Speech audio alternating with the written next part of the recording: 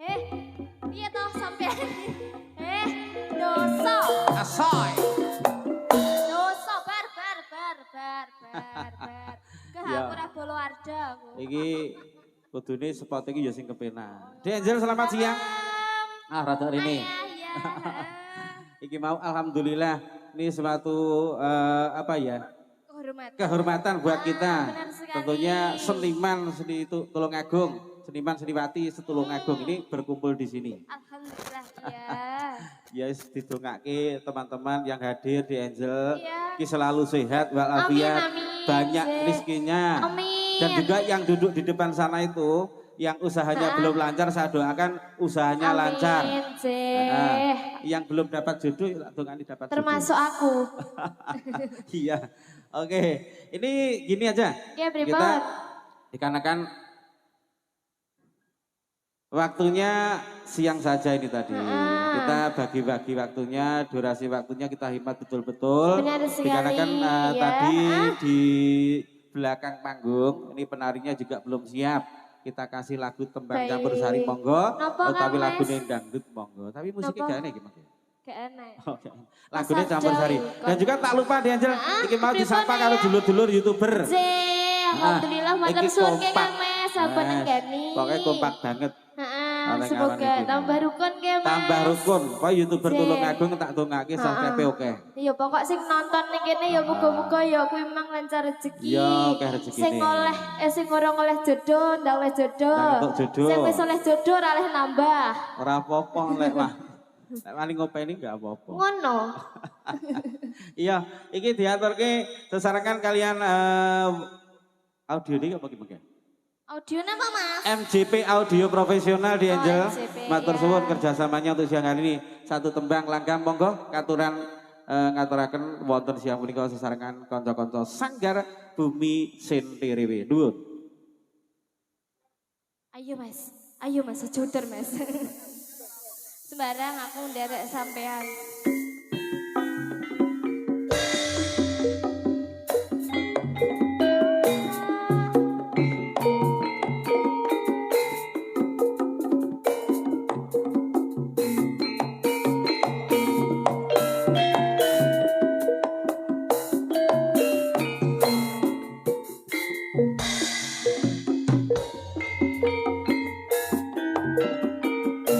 Dina minggu sing